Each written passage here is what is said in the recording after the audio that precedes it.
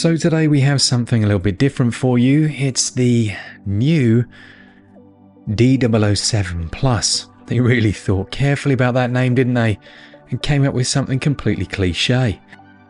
Now in terms of specs, we've got the 3.5-inch IPS 640 by 480 resolution display. Supposedly, remember we've seen similar claims before that haven't turned out to be true. We've got the R36S processor, that's running at 1.5 GHz. The Mali G31 MP2 GPU, again another chipset we've seen used before, and it has 1 GB of RAM and it has an 8 GB ROM and runs on the Android operating system. Now, I think this is a bespoke version of Android, potentially a Linux backend, not something that we're going to be able to install third-party applications on, but I could be wrong. We'll have a look when we get into the software. With a maximum of 128 GB, it says it's got dual 3D stereo speakers. We'll test that. And it charges at 2 amps. So let's see what we've got in the box, shall we?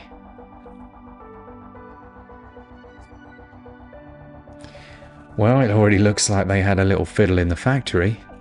This is the protective paper. Let's get rid of that. We've still got our film on, so we can do the greatest bit. The bit we all enjoy so much. Here we go. Sound on. So disappointing. Have a little listen. So in terms of the design, well, this actually looks quite nice, doesn't it? As always, I do like the white model. This is a slightly off-white grey. It does have matte texture paint. We've got these interesting tactile sections on the back here with a slightly different design. And we've got the 4 triggers that we see and have seen on the R36S. Now, as far as the actual feel of the device, this is really nice. I just love it when they actually think ergonomically. I know some people prefer a design that actually looks better, but I'm all about the ergonomics, what something feels like when I have to hold it for a long period of time. And I do have saucer hands, so having something that actually feels nice in the hand is really important to me. So on the side, again, we've got the card that comes with the device. That is sealed. They don't want you to remove that, but obviously you can. And they obviously don't want you to switch out for a good card, which you should definitely do. Personally, I tend to take these out and put my own in and my own games, etc. But that's obviously going to have your operating system on there as well. Well, most likely, unless it's on the internal ROM. And you've got your volume rockers on the side. On this side, I'm assuming you've got your power button over here. Got 3.5mm jack in the middle. We've got a charging USB-C, and we've got an OTG port for connecting to the device and essentially doing updates and things like that. But it does have the 007 branding on the screen itself. You can probably see if I do that over the writing. I don't like it. It looks really cheap and naff. I'd rather it was just completely clear. Alright, so it does proudly state that it is an Android games console. I think we will be the judge of that, won't we? You can see, I hope sincerely this isn't a black background, because if it is, we can already see that the quality of this IPS display potentially isn't the best. Let's hope that's blue. The D-pad looks, it looks okay. It feels nice like that. But we've got the select and start, and then one more button in the middle here, which looks to be used to escape back out of things. The A, B, X and Y, well, they're rather cheap. Really quite clicky. The analog sticks have a slightly fancy function. A little bit of lighting that stays on for about 3 milliseconds. And we seem to have loaded a game inadvertently. Let's turn the volume down. Now that is interesting. The volume, actually, you can see that's an Android backend. That is an Android backend. So I wonder if we can install third-party apps. If you could get something like GeForce Now on here, it would make this a delightful little handheld. So we will test that out. So stick around to the end of the video. We'll make sure we've seen if that works. So we've got Tekken 3 here loading up.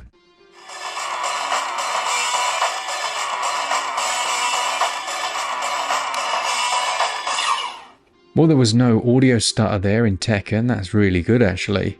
In fact, the performance there looked solid as well. Let's just go for a normal arcade mode battle. Law, aka Bruce Law, And again, let's have a little listen. Has it got any sound artifacting?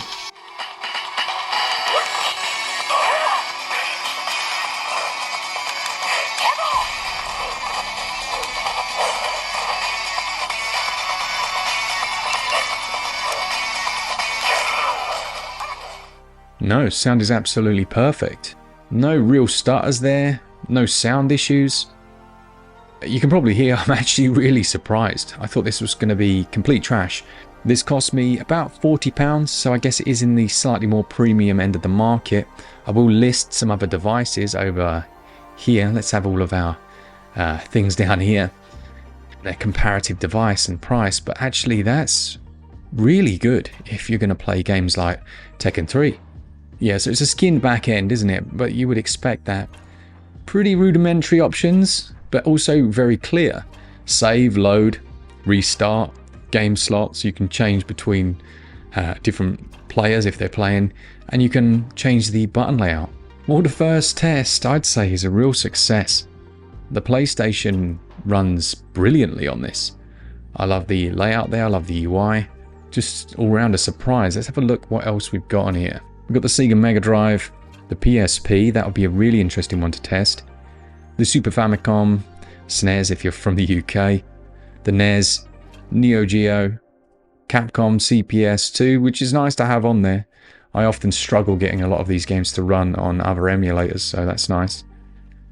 The CPS1 also, MAME, again another one that's good to have on there.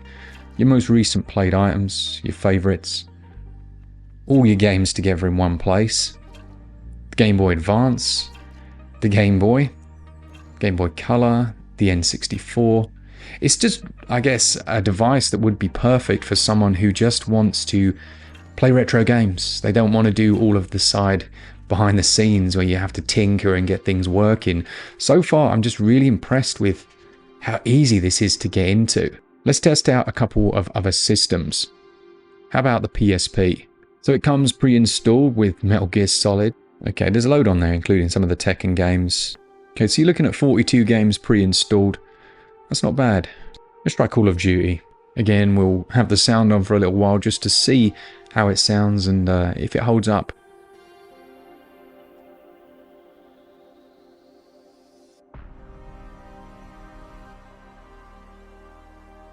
It's actually a really good time to talk about the speakers. The sound quality here is excellent. Very loud, very clear, and it said dual speaker, didn't it? I'm not so sure about that. I'm still quite impressed by the volume.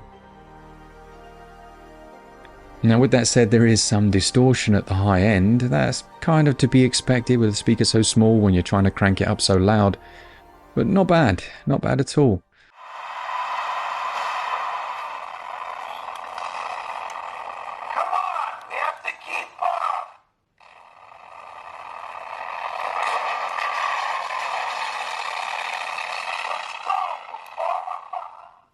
Okay, so we start to see the limitations, don't we, of the chipset inside this device. I was really hoping that we would just have amazing performance, probably I'm hoping against hope.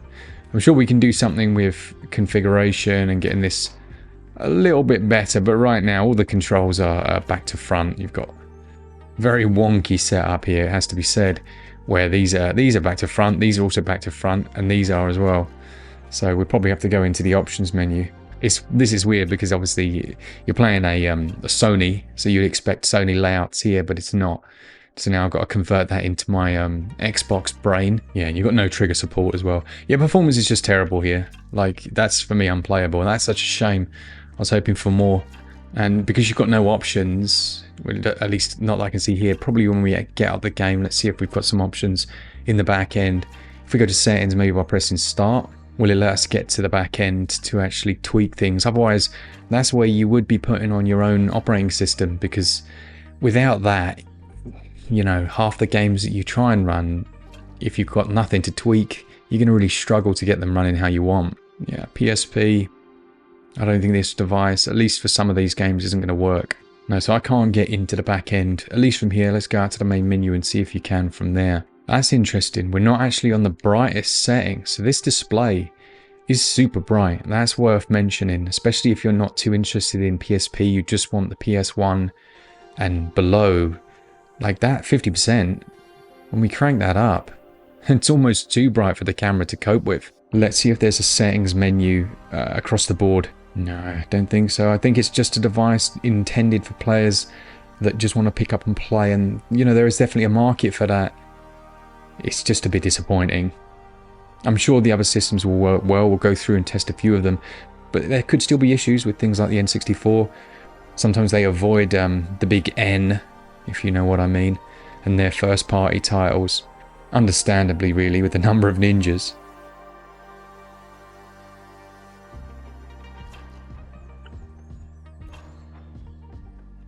This is set up completely wrong. This is just bad. So what we've got here, we've got the screen not being stretched to fill, so you've got a huge black border around the outside, which is completely unnecessary because it's the 4:3 aspect ratio, perfect for this device. You've got the controls that are completely wrong. You've got, well, that's forward, that's backwards. How do we shoot then? Is it the triggers? No, it's not the triggers. Is it these buttons? No, it's not those. Oh dear. Well, again, let's see how easy that is to remap. This is just such a bad UI. This is so bad for setting things up. Like, how does your brain convert this to an Xbox or a PlayStation, or as we are here, the N64? It's just not intuitive at all. You just have to trial and error until you figure something out, and that's not really what you want to be doing on a device that sets itself up as not needing any work. So that's just a fail in my book, that one. Performance though was actually okay. Let's try out Wipeout 64.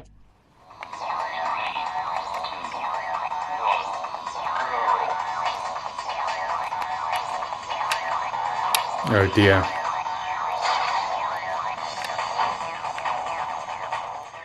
Okay, I think I have seen enough of that.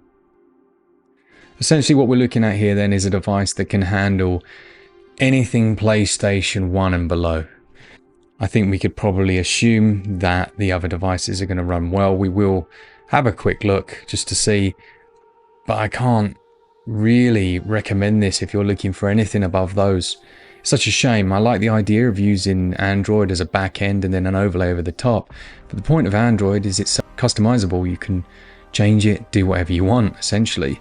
Here you've got a completely locked down version, which on the one hand makes sense if everything that's within it works and runs well, but on the other hand it makes absolutely no sense when that's not the case. We'll just quickly check out the Game Boy Advance. That will either confirm or not what I've said about the devices below. I think anything below that Game Boy is going to work well.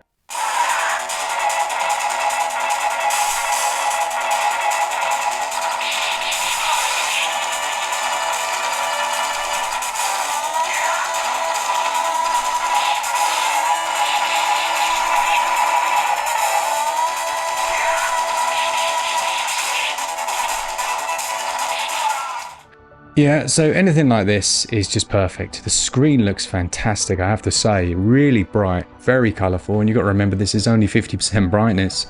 So yeah, if you want Game Boy, you want Game Boy Color, Game Boy Advance, Mega Drive, maybe some Nintendo 64, but that was pretty bad. Then consider it, but for PSP that is on here, it's just not going to work. Now, I can say that, but what I also know is that when we install custom firmware, and custom operating system, there's a good chance we can get this running some of those things much better than it is here.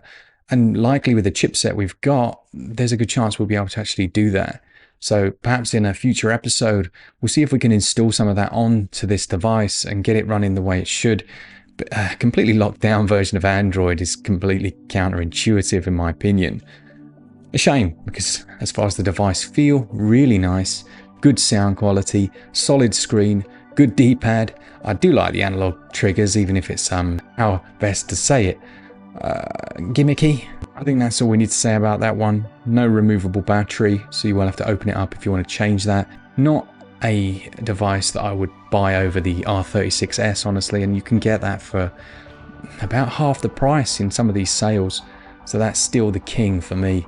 This one is only a pretender. With that said, thanks so much for watching. Make sure you hit continue.